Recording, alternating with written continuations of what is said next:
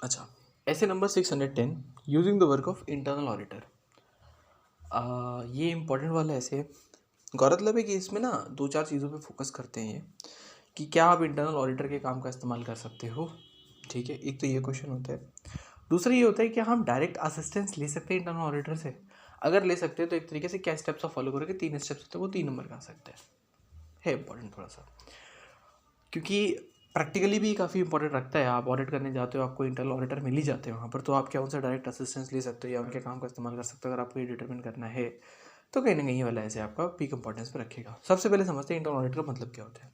इन्होंने कहा internal audit का मतलब होता ही क्या है। इंटरनल ऑडिट का मतलब होता है कोई भी एश्योरेंस, ये नहीं बोला कोई ऑडिट, इन्होंने कहा कोई भी एश्योरेंस सर्विस या कोई भी फंक्शन ऑफ द एंटिटी कह सकते हो जो एश्योरेंस दे रहा है। क्या 3 चीज़ों का एश्योरेंस दे रहा है, वो इफेक्टिवनेस चेक करता है एक तरीके से।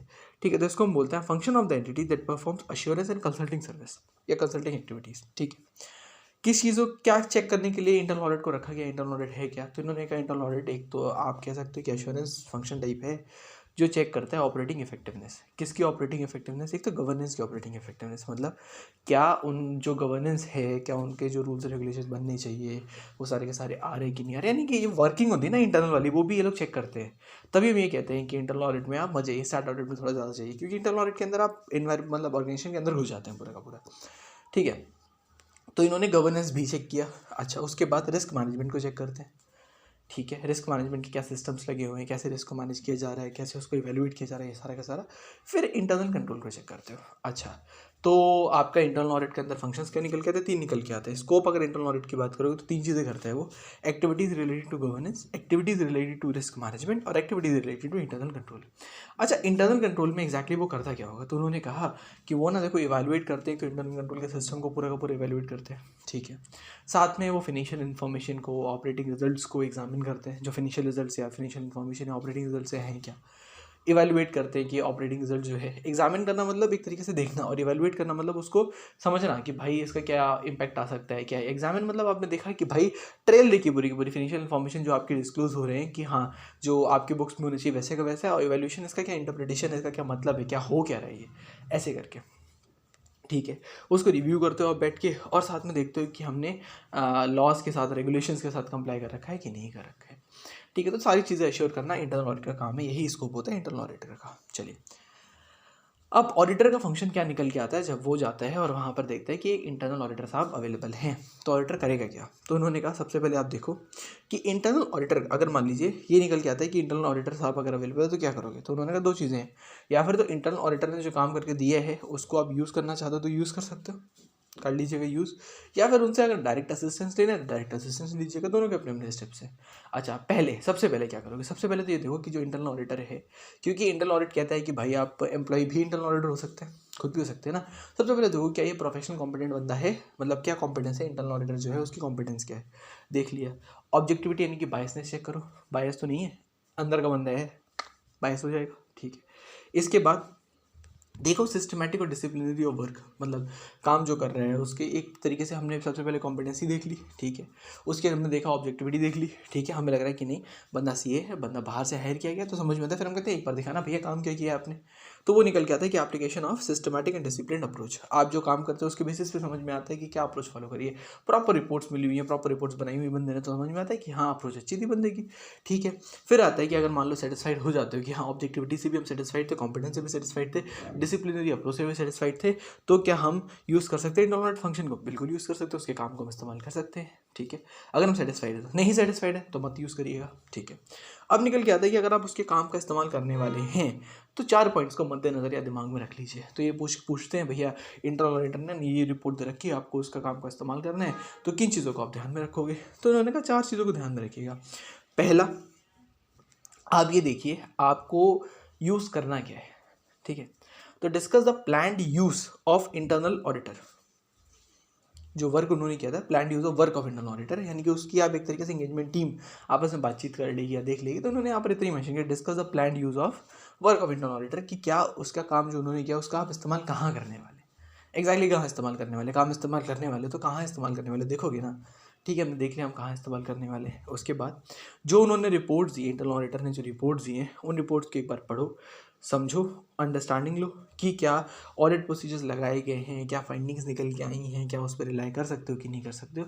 सिंपल सी चीज़ है। सबसे पहले हमने देखा कि इंटरनल ऑडिटर ने क्या काम किया था, समझ लिया। फिर हमने कहा इसका हम कहाँ यूज़ करेंगे, तो plan use of internal audit function, वो निकल के आया है। दूसरा, उसका प्लान यूज़ देखने के बाद आप क्या करोगे, उसकी रिपोर्ट को रीड करेंगे, उसका क्या ऑडिट प्रोसीजर वगैरह लगाए हुए थे, क्या किया क्या नहीं किया, क्या फाइंडिंग्स निकल गई, वो सारी की सारी चीज़ देख लेंगे। इसके बाद खुद के प्रोसीजर लगाओ। अच्छा, किसी बंदे की रिपोर्ट को पढ़ते हुए खुद के प्रोसीजर लगाओ। कैसे प्रोसीजर लगाओगे, क्या लगाओगे? तो उन्होंने कहा देखो यार, तुम उसकी रिपोर्ट को इस्तेमाल करने वाले हो या रिलाय करने वाले हो या यूज़ करने वाले हो, ठीक है, तो खुद की एक प्रोसीजर लगा लो ना। जो रिजल्ट या फिर जो भी उन्होंने फाइंडिंग्स निकाली है अपनी रिपोर्ट में, उसके ऊपर कुछ प्रोसीजर्स लगा लो। फॉर एग्जाम्पल, आपको निकल के आए कि इंटरनल ऑडिटर ने, आपने एक जगह ऑडिट करके आए हो और आपने देखा कि इंटरनल ऑडिटर साहब ने ना एक अच्छी खासी रिपोर्ट दे रखी वहाँ के एक स्कूल की, ठीक है। उस स्कूल की रिपोर्ट में उन्होंने मेंशन किया था कुछ बच्चों के नाम, ठीक है। तो क्या करोगे, इसके लिए इंक्वायरी कर लो मैनेजमेंट से कि भाई डिस्कशन हुआ था तो कैसे हुआ था। इसके बाद उन बच्चों के नाम लिखे हैं ना, तो आपके पास भी वो एनरोलमेंट नंबर या फिर कुछ होगा, उन बच्चों से एक दो के आप इंक्वायरी करके देख लो या बात करके देख लो, कोई टेंशन नहीं, आपको पता चल जाएगा क्या लिखा हुआ है क्या नहीं लिखा हुआ है। या अगर मान लीजिए वो फैकल्टी के बारे में लिखते हैं या फैकल्टी के बारे में बताया गया है कुछ भी, ठीक है, तो ऐसे करके आप चेक कर सकते हो, कोई टेंशन नहीं है। उसके बाद इवेल्युएट करो कि क्या एक्सटर्नल ऑडिटर जो कंक्लूजन निकाला हुआ है इंटरनल ऑडिटर के फंक्शन के रिगार्डिंग, ठीक है, वो है क्या, और कितना हम उसके काम का इस्तेमाल कर सकते हैं, extent of use of the work that we can be use of the internal auditor. यानी काफ़ी कंफ्यूजिंग पॉइंट्स है, कोई डायरेक्ट पॉइंट नहीं कहता है। पहला कहता है कि भाई डिस्कस करो कि प्लान यूज़ कर क्या करने वाले हो। दूसरा कहता है कि उसकी रिपोर्ट्स को रीड करो और देखो क्या ऑडिट फंक्शन उसने लगाए थे, क्या फाइंडिंग्स उसकी निकल के आई। तीसरा, आप खुद की ऑडिट प्रोसीजर लगाओ कि भाई उसकी जो फाइंडिंग्स निकल के आई हैं वो सही है कि गलत है, उसको एक तरीके से रीएवैल्यूएट कर रहे हो बैठ के आप, ठीक है। और चौथा, समझो कि हमारी जो फाइंडिंग्स निकल के आई हैं, जो हमने पाया है और जो उसने पाया है, उसमें कितनी समानताएं हैं और हम कितना इसको यूज़ कर सकते हैं। तो अंग्रेजी की भाषा में बोला जाए तो सबसे पहले निकल गया कि discuss the planned use of the work of internal auditor. इसके बाद read the reports of the internal auditor, ठीक है, and evaluate their we can say findings etcetera. उसके बाद perform sufficient audit functions on the work which has done by internal auditor. और चौथा, evaluate the whether the external auditor conclusion regarding internal auditor function and determine the nature and extent of use of the work of internal auditor for the audit remain purpose. ठीक है, पढ़ लेंगे शायद आ जाए एक बार। अब आप बात कर रहे थे कुछ डायरेक्ट असिस्टेंस की, ये क्या होता है। ऑडिट करने के आपकी अच्छी खासी टीम थी, इंटरनल ऑडिटर्स आप खाली बैठे हुए थे या बैठे हुए थे, उनको ज़्यादा एक्सपीरियंस, आप पहली बार ऑडिट कर रहे हो, उनको ज़्यादा एक्सपीरियंस है, सीरियसनेस, उनको ज़्यादा एक्सपीरियंस है। तो आप सोचते हो कि इनका हम ना डायरेक्ट असिस्टेंस लेना चाहते हैं, इनको डायरेक्टली हम लेना चाहते हैं, तो हम क्या करें। यहाँ पर भी क्या हम ऑब्जेक्टिविटी उनकी देखेंगे, यहाँ पर भी हम क्या कॉम्पिटेंस देखेंगे उनका, यहाँ पर भी हम देखेंगे कि सिस्टमेटिक डिफाइंड अप्रोच है उनकी कि नहीं है। वो सारा तो आप देखोगे, वो सारा मेंशन करने की ज़रूरत नहीं है। सबसे पहले आप डिटरमिन करो क्या इंटरनल ऑडिटर को आप डायरेक्ट असिस्टेंस के लिए इस्तेमाल कर सकते हैं कि नहीं कर सकते हैं। मतलब क्या किसी लॉ ने या रेगुलेशन ने आपको प्रोहिबिट तो नहीं कर रखा है, नहीं कर रखा सर, किसी ऐसे लॉ ने हमें वहाँ पे प्रोहिबिट नहीं कर रखा, ठीक है। उसके बाद देखिए कि कोई, देखिए ऑब्जेक्टिविटी आप उसकी चेक करेंगे। ऑब्जेक्टिविटी में क्या चेक करते हैं एग्जैक्टली, थ्रेट तो नहीं है, तो इन्होंने यहाँ पर मेंशन कर दिया कि भाई चेक करिए दो चीज़ें, पहला कि कोई थ्रेट तो नहीं है उसकी ऑब्जेक्टिविटी को लेके, और दूसरा वो सफिशिएंटली कॉम्पिटेंट है काम करने के लिए कि नहीं है। साथ में आपको लिखना है कि and his disciplinary approach of work, आप लिख दो क्योंकि ऊपर से याद करके आ रहे हो आप, ठीक दिया। सबसे पहले डिटरमिन किया कि इंटरनल ऑडिटर को हम डायरेक्ट असिस्टेंट के लिए इस्तेमाल कर सकते हैं, ये नहीं करके हमने डिटरमिन कर लिया। दूसरा, डिटरमिन करो कि nature and extent of work that can be assigned to internal auditor, कितना काम उसको असाइन कर सकते हैं। देखिए क्या असाइन कर सकते हो, कुछ भी असाइन कर सकते हैं, ऐसे कैसे कुछ भी असाइन कर सकते हो। इन्होंने कहा देखो सिग्निफिकेंट मैटर उसको असाइन मत करके चले आइएगा। अच्छा ठीक है, सिग्निफिकेंट जजमेंट वाले मैटर मत असाइन करिएगा। कौन से होते हैं ऐसे मैटर, पढ़ लेंगे उनके बारे में, और क्या क्या नहीं असाइन करना है। और जहाँ पर higher risk of material misstatement आपने निकाली थी, ऐसा कोई मैटर मत दीजिएगा उनको, ठीक है, नहीं देंगे। और अच्छा 610 क्या कह रहा था अभी, 610 क्या कह रहा था कि आपको ना इवेल्युएट करना है कि इंटरनल ऑडिटर ने काम सही से किया कि नहीं किया। आपने इंटरनल ऑडिट को भी कह दिया कि यार इसमें क्या ना, जो आपने ऑडिट फंक्शन लगा था एक बार लगा के देखना, दोबारा इंक्वायरी करके देखना। तो नहीं, ऐसा नहीं, उसमें ही लिखा हुआ है यार, पॉइंट्स में लिखा हुआ, तीसरा पॉइंट लिखा हुआ है कि इंटरनल ऑडिटर को जो काम बोला गया है 610 के हिसाब से वो आप असाइन नहीं कर सकते। मतलब जो एक्सटर्नल ऑडिटर को बोला गया 610 के हिसाब से वो आप इंटरनल ऑडिटर को असाइन नहीं कर सकते हो। अच्छा, और चौथा, वो काम तो इंटरनल ऑडिटर को नहीं करवाना जो वो खुद ही कर चुका है।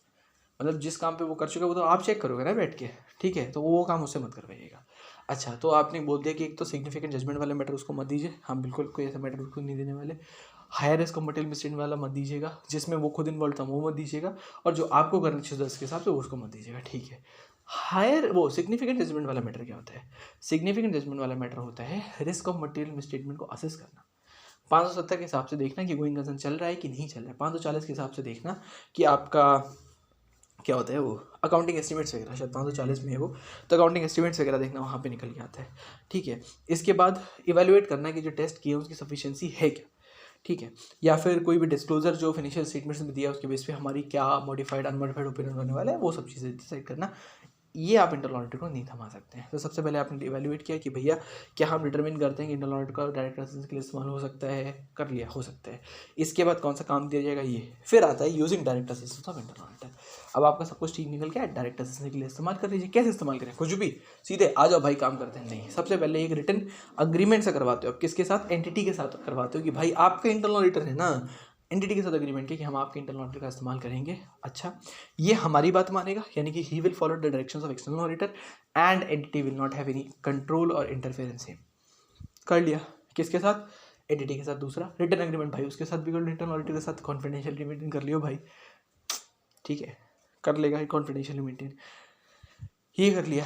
इसके बाद आप डायरेक्ट करो, उसको सुपरवाइज करो और मेंटेन करो। ऐसे 220 में जो क्वालिटी कंट्रोल आप पढ़ के आ रहे हो ना, कि क्वालिटी कंट्रोल मेंटेन करना है, एथिकल रिक्वायरमेंट रखना है, इंडिपेंडेंस रखना है, वो सारा रखना है ना, मेंटेन करवाइए। यहाँ पर भी इंगेजमेंट टीम से मेंटेन करवाना था ना, इनसे भी मेंटेन करवाइए, करवा लेंगे।